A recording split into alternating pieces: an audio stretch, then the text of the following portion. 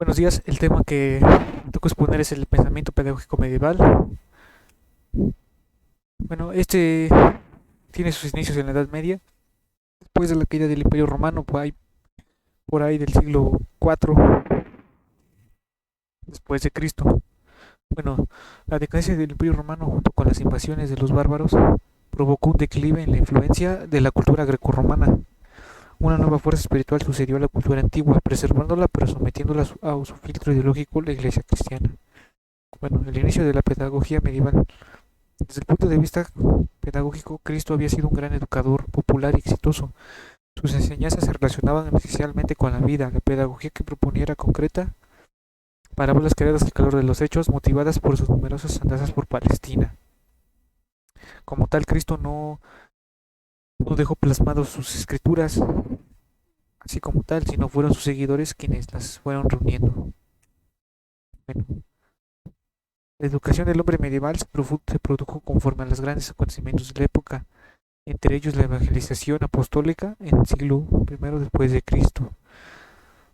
La patrística que ocurrió del siglo I al 7 después de Cristo, concilió la fe cristiana con las doctrinas grecorromanas. Y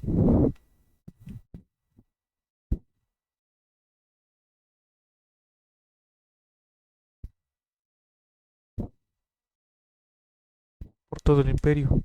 Al mismo tiempo, la educación monarcal conservó la tradición y la cultura antigua. Los copistas reproducían las obras clásicas en los conventos. En los siglos posteriores surgió la centralización de la enseñanza por parte del Estado cristiano. A partir de Constantino, siglo IV, el imperio adoptó el cristianismo como religión oficial y por primera vez hizo que las escuelas se convirtieran en el aparato ideológico del Estado.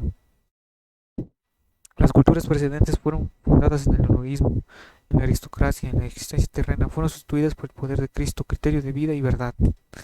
Entre los temas más tratados en el ámbito de la filosofía se encontraban la relación entre la fe y la razón, la libertad del hombre frente al plan divino, la naturaleza y a interpretar desde este nuevo prisma religioso las enseñanzas de grandes filósofos precristianos como Platón y Aristóteles.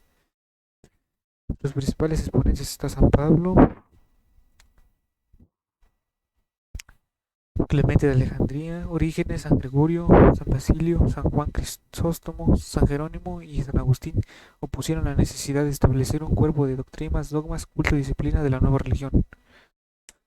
Aparte de esto, crearon una educación para el pueblo, que consistía en una educación catequista, dogmática y una educación para el clérigo, basado en un enfoque humanista y filosófico-teológica, mediante juramentos de fidelidad a la fe cristiana y votos de obediencia, castidad y pobreza.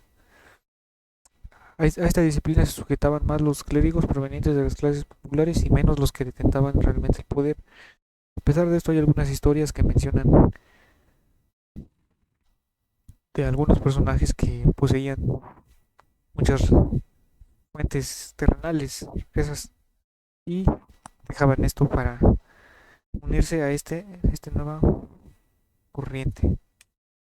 Bueno, los estudios medievales comprendían el trivium, que consistía en gramática, dialéctica y retórica, y el quadrivium, que consistía en aritmética, geometría, astronomía y música. Esto influenciado en gran medida por muchas aportaciones de la cultura árabe. En el siglo IX, bajo la inspiración de Carlomagno, el sistema de enseñanza comprendía educación elemental, impartida por sacerdotes en escuelas parroquiales. La finalidad de esas escuelas no era instruir, sino adoctrinar a las masas campesinas, manteniéndolas al mismo tiempo dóciles y conformes.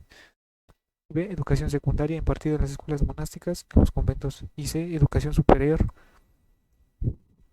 impartida solamente para los funcionarios, con el propósito de que pudieran gobernar de la manera correcta, según ellos. Junto al crecimiento de este pensamiento está el Imperio Árabe. En los siglos 6 y 7 se forma el Imperio Árabe. Mahoma, años 632, fue uno de los principales, sino que el principal precursor del islamismo. Él es llamado el profeta del Islam, sus seguidores son designados como musulmanes o maometanos. Los musulmanes creen que Mahoma fue el último mensajero de Dios, piensan que él completó las enseñanzas sagradas de los profetas anteriores como Abraham, Moisés y Jesús. Bueno, la doctrina del Islam está contemplada en el Corán. El Corán en árabe Al-Qur'an significa la lectura por excelencia. Este es el libro sagrado de los musulmanes. Dentro de la Edad Media destacaron muchos grandes sabios musulmanes, entre ellos Ibn Sina, Al-Biruni, Averroes. Todos ellos universalizaron el conocimiento, es decir, eran expertos en diversas áreas.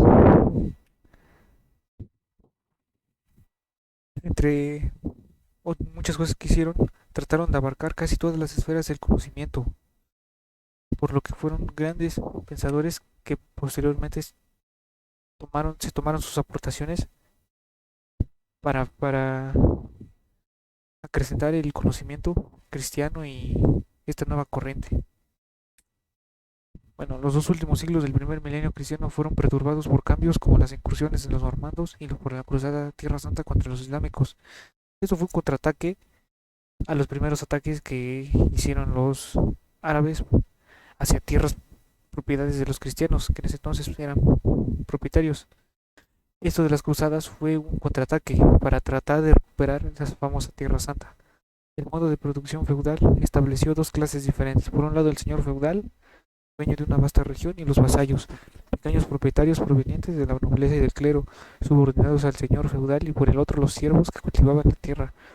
Aunque no fueran esclavos, podían ser vendidos por los señores junto con el feudo.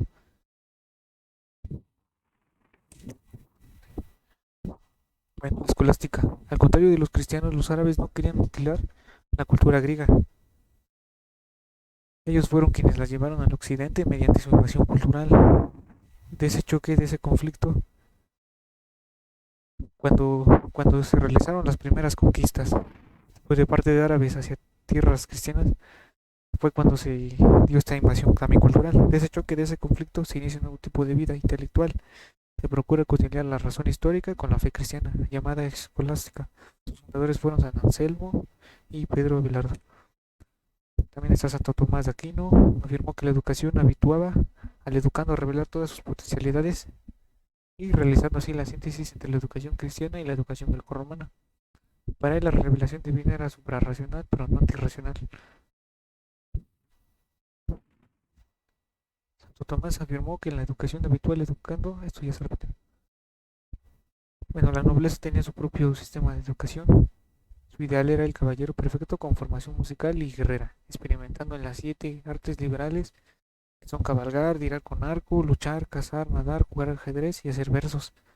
La profesión de la nobleza consistía solo en cuidar sus intereses, lo cual se reducía a la guerra, mientras que las clases trabajadoras solamente tenían la educación transmitida de padres a hijos, solo le daban la cultura de la lucha por la sobrevivencia. Como bien se sabe, ellos se dedicaban plenamente al trabajo que los niños que su papá desarrollaba, y este estaba influenciado y dominado por el feudo, quienes eran quienes controlaban los tiempos, sus producciones, sus ganancias, siempre eran para él los feudos.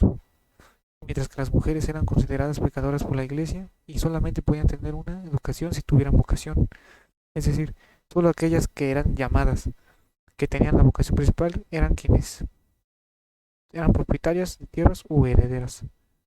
Bueno, a pesar de que se dice que en la Edad Media fue una época de oscurantismo, se puede ver que hubo un gran auge en el conocimiento, una